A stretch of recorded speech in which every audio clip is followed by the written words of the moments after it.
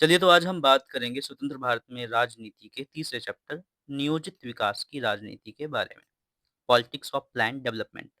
ठीक है। तो हमारा जो सबसे पहला टॉपिक है इसका वो है विकास की धारणाएं, नोशंस ऑफ डेवलपमेंट। आज़ादी के समय विकास के दो मुख्य मॉडल दुनिया में मौजूद थे। पहला मॉडल था उदारवादी पूंजीवादी मॉडल, जिसको हम लिबरल कैपिटलिस्ट मॉडल बोलते हैं, जो है अमेरिका और यूरोप में था, जहाँ पे निजी संपत्ति और बाजार को महत्व दिया जाता था। जो दूसरा मॉडल है वो है समाजवादी मॉडल, जो सोशलिस्ट मॉडल है। इसको जो है सोवियत संघ इस पे इसके हिसाब से चलता था। इसमें उत्पादन के साधनों पर सरकार का नियंत्रण होता था। तो हमने क्या चुना आज़ादी के बाद? हमारा चुनाव क्या था? हमारा चुनाव था मिश्रित अर्थव्यवस्था, मिक्स्ड इकोनॉमी, जहाँ सार्वजनिक और निजी दोनों क्षेत्र साथ मिलकर काम करते हैं।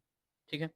अगले टॉपिक की तरफ चले अगर हम, तो योजना आयोग और NITI Aayog, planning commission versus NITI Aayog, इन दोनों के बारे में हमें जानना चाहिए। योजना आयोग 1950 में इसकी स्थापना हुई थी, ठीक है? और पंचवर्षीय योजनाओं को बनाने के लिए की गई थी। इसके अध्यक्ष जो है प्रधानमंत्री होते थे। अगर हम नीति आयोग की बात करें तो 1 जनवरी 2015 को इसकी स्थापना हुई थी। मोदी सरकार ने योजना आयोग को खत्म कर नीति आयोग बनाया। इसे जो है थिंक टैंक कहा जाता है। क्या कहा जाता है? थिंक टैंक, जो राज्यों के साथ मिलकर काम करता है। अगले टॉपिक की अगर हम बात करें, पहली और दूसरी पंचवर्षीय योजनाओं में अंतर बताइए। ठीक है, दोनों ही योजनाएँ जो है जानना बहुत ज़्यादा आवश्यक है। तो जब हम बात करते हैं पहली पंचवर्षीय योजना की, तो पहली पंचवर्षीय योजना 1951 से 1956 तक रही। इसका जो मुख्य जोर था, या अगर हम देखें तो मेन फोकस जो था इसका वो किस पे था? एग्रीकल्चर पर, कृषि पर। अगर हम दूसरी की बात करें, दूसरी पंचवर्षीय योजना की, तो 1956 से 1961 तक रही। इसका अगर हम पूरी तरीके से जोर की बात करें या फ़ोकस की बात करें तो भारी उद्योगों पर था। रणनीतिकार कौन थे? ठीक है? तो दोनों ही योजनाओं के रणनीतिकार के नाम जानना बहुत आवश्यक है।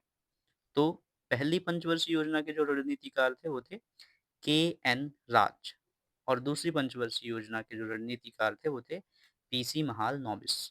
इनका नाम कई बारी आया है एमसीक्यू में, कई बार ये क्वेश्चन पूछा गया है। ठीक है? पहली पंचवर्षीय योजना का उद्देश्य क्या था? अगर हम पहली पंचवर्षीय योजना के उद्देश्य की बात करें, तो गरीबी दूर करना और बांध बनाने जैसी योजनाओं को लाना जो है पहली पंचवर्षीय योजना का उद्देश्य था।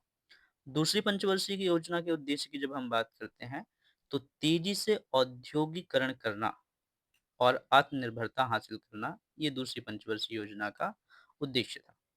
गति की अगर हम बात करें, तो हमारी पहली पंचवर्षीय योजना में जो गति थी बहुत धीमी और संतुलित थी, मतलब बहुत धीमी नहीं, संतुलित थी।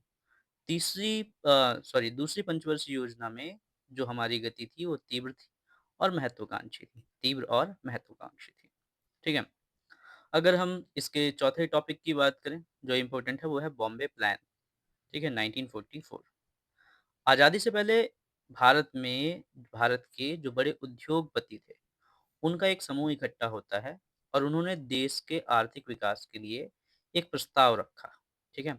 तो इस समूह ने देश के आर्थिक विकास के लिए एक प्रस्ताव रखा। इस प्रस्ताव को ही बोला जाता है क्या? बॉम्बे प्लान। तो इसकी खास बात यह थी कि उद्योगपति खुद चाहते थे कि सरकार अर्थव्यवस्था में निवेश करे और नियम बनाए। ठीक है? आगे अगर हम चलें, मुख्य विवाद क्या था? कृषि बनाम उद्योग की अगर हम बात करें, एग्रीकल्चर वर्सेस इंडस्ट्री। तो विकास के शुरुआती वर्षों में एक बड़ा विवाद था कि पैसा कहाँ खर्च किया जाए। ठीक है? तो कृषि के समर्थक की अगर हम बात करें, जैसे चौधरी चरण सिंह, तो उनका तर्क था कि जो भारत है वो गाँव का देश है। किसका देश है? गाँव का देश है। तो इसलिए कृषि पर ध्यान देने से ही गरीबी मिटेगी। क्या बोला गया? कि भारत गाँवों का देश है, इसलिए कृषि पर ध्यान देने की आवश्यकता है। इसी से जो है गरीबी मिटेगी। उद्योग समर्थक की अगर हम बात करें, तो उनका मानना था कि बिना उद्योगों के देश आधुनिक नहीं बनेगा और बेरोजगारी खत्म नहीं होगी। जब बेरोजगारी खत्म नहीं होगी तो गरीबी कहाँ से खत्म होगी? ठीक है? तो इसलिए ये 2 जो है कृषि बनाम उद्योग में विवाद जो है अगर हम देखें तो थे, जहाँ पे एक पक्ष समर्थन करता था, ठीक है? कृषि का, और दूसरा पक्ष समर्थन करता था किसका? उद्योगों का, इंडस्ट्रीज़ का। ठीक है?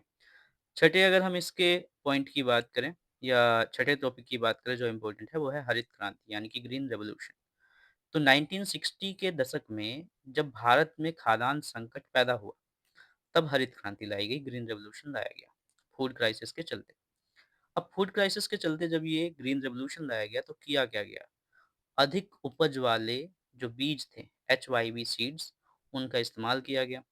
उर्वरक यानी कि फर्टिलाइजर्स, सिंचाई की नई तकनीकों का प्रयोग किया गया। ठीक है? अब इसके सकारात्मक प्रभाव क्या रहे? सकारात्मक प्रभाव ये पड़ा कि भारत खाद्यान्न में आत्मनिर्भर बना और पंजाब, हरियाणा, पश्चिमी यूपी के किसान अमीर हुए। लेकिन इसके नकारात्मक प्रभाव भी देखने को मिले। तो नकारात्मक प्रभाव क्या रहा?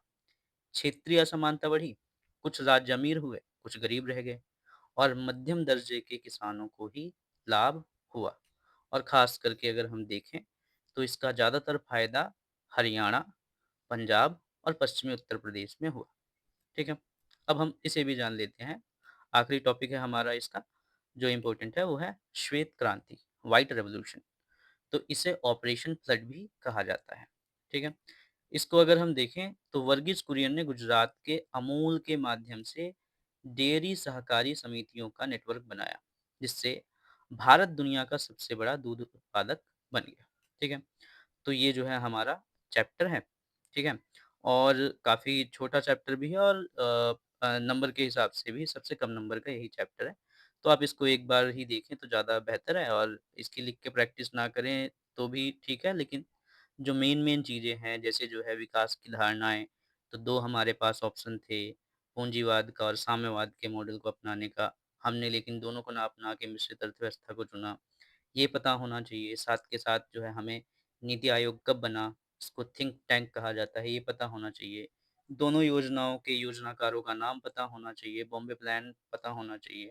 ठीक है? ये सारी चीज़ें हमें पता होनी चाहिए। ठीक है? तो आज की ये वीडियो यहीं तक। बाय-बाय।